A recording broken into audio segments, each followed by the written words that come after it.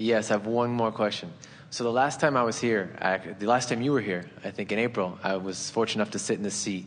And I had, my wife and I, we had a baby girl that was coming. And you gave us some amazing, wonderful advice that we constantly revisited and focused on. And so now she's here, and she's 3 months old, and she's beautiful, the biggest blessing in the world. And I just wanted to know if I could get some other advice to continue on with this, because there's a million books out there, and the 6 minutes that you spoke to me is by far the best advice I've ever received. We have a handful of things that we would encourage. And let us give you a little basis of it. It will make it easier for you to accept it. Okay. And it really fits in with what we were talking about before segment of refreshment with you. If you will remember that even before this baby came into this physical experience, that you were putting things into your vortex about her. Uh-huh. And even before she came into this body, doing the same thing. So there are intentions that are there that are certain and sure and wonderful. So if you remind yourself that this vortex is valid and real, and that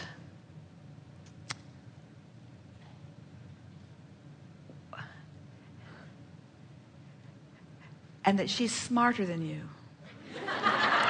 She is. Because she seriously is. Because she was born from all of that. Right. And has none of all this other stuff to overcome. Right. Like the conversation that we've just been having. Definitely. With you. So with that basis laid, we would encourage you to do these things. And as you pull them off, we will anoint you as most successful parent of this world. Follow her lead, which means trust like she trusts and expect good things like she expects good things, and know her well-being like she knows her well-being, and just applaud every step along the way and every stage along the way at her wisdom and her knowledge. And she can be one who will never find deviation from the source within her. She can be one that you ask about, well, then what's the other choice? What's the alternative? What's the alternative to it being so bad that you have to find a good feeling place just to survive? What's the alternative? It being so good, always so good, knowing your power, knowing your clarity. She can be one who sifts through contrast and takes it for what it is, because her parents know what it is. It's the contrast that is there for you to make choices. It's not there to defeat you. It's not there to challenge you. It's not there to wear you down. It's not there to make you stronger. It's there for you to see. It's for you to revel in. It's for you to make peace with. It's for you to make choices. So what are the choices that you're making? And allow her to make the choices and follow her lead. In other words, when she makes a choice, back her up in it, whether you think it was a right choice or a wrong choice. Back her up in it with the knowledge that in her ability to make choices and then experience the consequence of the choice, her true knowledge will come, you say. Okay. Thank you. Yes, indeed.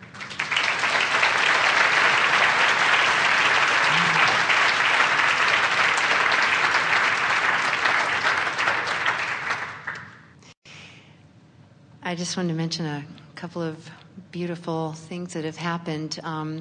In January, I basically just kind of left my career and work. I just gave up the struggle, and I started to really explore the freedom and the joy and all the things that I have really learned in the teachings. And in the process of that, I decided to do a 3,000-mile search for Abraham Hicks on Match.com. And these 3 profiles came up, and I ended up meeting a beautiful man who I'm here with today. So it has just continued to be this wonderful journey. And recently I was listening. We have a very brief question for you. Okay. What's the difference between giving up the struggle and making peace with what is?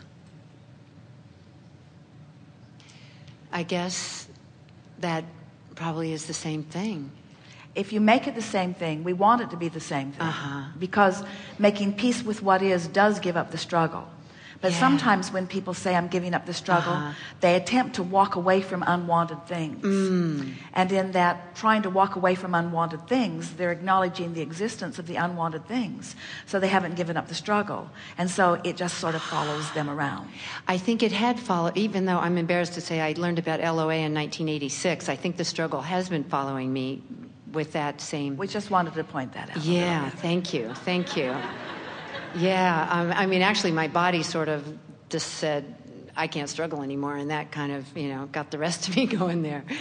And but once that happened, and I really started staying in the vortex more, it's become very magical. Well, and staying in the beautiful. vortex is giving up the struggle, so you've got that covered. Okay, Good. great. Good. I was listening to an audio clip of a woman who wanted to move towards something, one of your audio clips, and create money, but she didn't really have any particular interests. And you said something like, when you see the right investment, you'll know it. And that just really stuck with me. And so a few days later, a woman came to my house selling cable service door to door. And as I was talking to her, I just thought she had the most beautiful eyes, and I really wanted to connect with her. But I didn't want the cable service, so we separated, and she walked away. And as she was at the end of the driveway, she turned around and yelled back at me, "Are you an Aber?" And I didn't really know what she meant, so I walked back towards her. I said, "What?" And she said, "Are you into Abraham Hicks?" And I said, "Yes." And she said, "I could see it in your eyes." And so it was just a beautiful connection. And so a few days later, she mentioned a friend that she had with a creative business investment. And I didn't have a chance to call him, but later, a few days later, he and I both ended up at this little get-together of how to stay in the vortex. And we seem to be business soulmates. And so my new story is about creating this financial success with fun and passion and co-creativity and ease and, of course, with focused thought. And I feel very aligned with this particular success. And we like all of that, and we like the new story, and we are going to let you finish this sentence. We just want to stick something in here. Okay. And that is, it's lovely to tell a new story, and it's also lovely to make peace with what is. Yeah. And we just want to keep inserting that for you Okay. because you are where you are, and where you are is an important thing. And when you're making peace with where you are, then it allows the new story to evolve and unfold more comfortably. But in the making peace with where you are, look at the wonderful things that you've just explained that have just been happening. Yeah. In other words, making peace with what is and telling the new story, and then telling the new story about the wonderful things that are happening. In other words, it becomes a sort of cycle that just feeds on itself. You get the sense of what we're talking about? And mostly we're saying all of this to you because we can feel that you are like so many people. You're going to overwork this. Yes, that is my tendency. You're going to make too much of it, and there's okay. if you can just sort of softly accept that it's opened up, it's unfolding, you're on the roll, and so now you can just allow the universal forces to do what they do while you feel for those feelings of inspiration. Because you see what happens when you get into the vortex. At first you have to feel your way in. That's why we say it's an emotional journey. And so when you care enough about how you feel that you fix on things that help you to feel good, so that you're in the vortex, as you said you are, and you often are, in the vortex, in the vortex, in the vortex, then the vortex begins affecting the circumstances.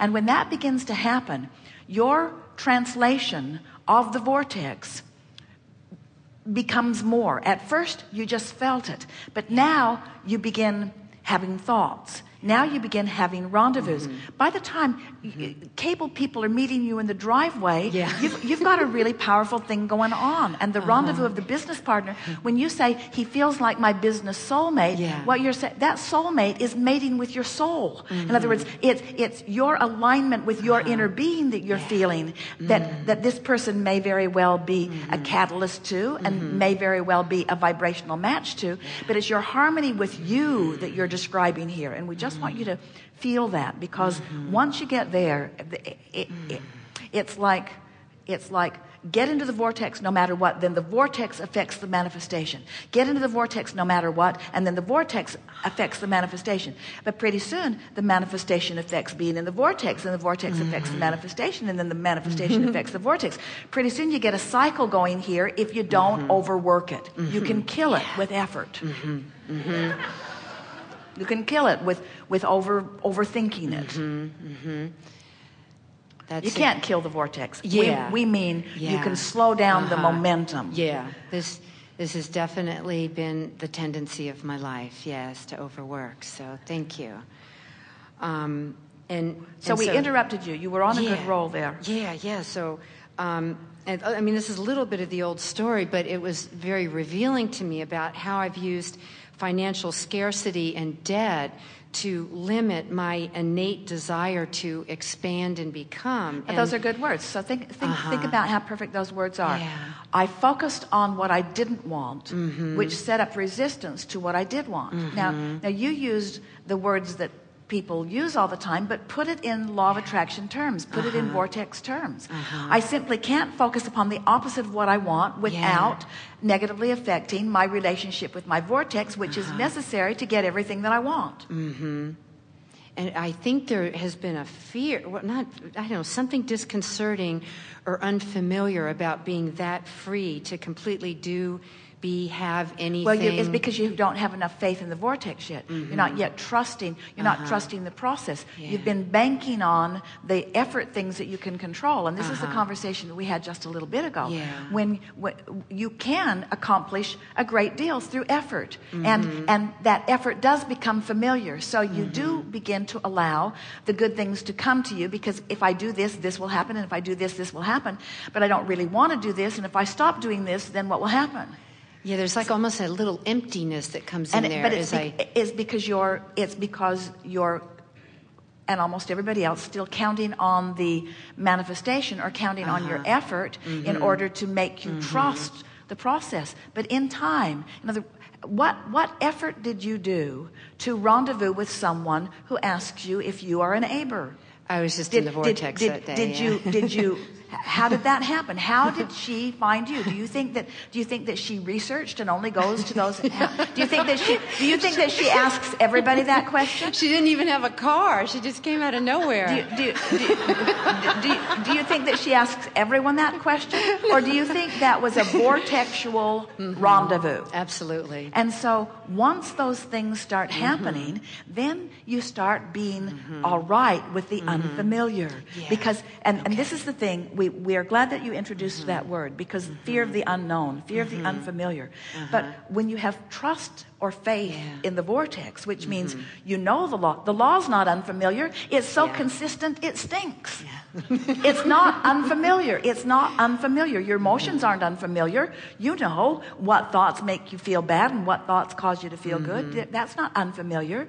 The laws of the universe are not unfamiliar. This body of work is not unfamiliar. In other words, so when you focus upon what is familiar and you remember that it always works, and then when you get into that awareness, and then you begin thinking of, well, it worked here and here and here and here and here and here, then in time the familiar becomes boring and mundane, while the unfamiliar becomes your playground. Because isn't it the new and exciting that you always want? Do you take the same vacation every year? Well, I don't want to go to a new place. It will be unfamiliar. Yeah, right. I don't want to do anything. I only want to do familiar things. So we always go to the same place and we do the same things with the same people and we talk about the same things because we like familiar. And we say, no, you don't.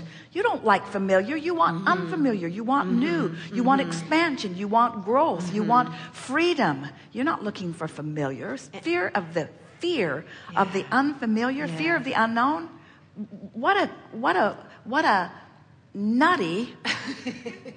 Nobody has fear of the unknown. You know what you're afraid of? You're afraid of not. You know what fear is? Fear is not letting yourself be all that you can be. It's the opposite of that. Fear of the unknown is a ridiculous statement. It doesn't even measure up in terms of the laws of the universe at all. Well, I guess when I stopped working and each day I create on my own, and And it's just so But you beautiful to couldn't- be that free. But there's a little part of me that, the caretaking and all that, Couldn't and they're possibly all- work enough to earn all that you deserve. Yeah. You just can't possibly do it. Yeah. There aren't enough hours in the day, and nobody Yeah. will pay you that much money. Yeah. In other words, you have to trust the universe. You have to allow the vortex to yield it to you, or the vortex to cue it up for you, and you to yield it to you, to yourself, by feeling the fear and recognizing how bogus it is, and by acknowledging what it is. It's me thinking an opposite thought of what the knowledge of my vortex holds. And as you do that and do that and do that and do that, the vortex will cue up things for you. People will watch you and they will say, there's injustice in the universe. That guy came last year and got in the chair, and that guy came this year and got in the chair. Not only did he get in the chair once today, he got in the chair twice. That's injustice. And we say that's law of attraction. That's vibration. That's expectation. That's faith. That's trust. That's the universe yielding to you. Yes. Well, I am very excited about this business venture, and it does seem to have a lot of fun and ease. And Did you say this business adventure? yeah. What's the difference between a business venture and a business adventure? Well, this seems different because, leaving the struggle where you're working all the time, this seems to just, my business partner is very much LOA, and so we're just allowing things to come to us. And I don't really want to work on it unless I'm in the vortex on that day, and I integrate a lot of play with the working instead of working every day. And it's just the tip of the iceberg. There's so much more. In other words, that's just a step along the way, along the way, along the way, along the way, along the way, along the way. Yeah. So much more. Yeah. Okay.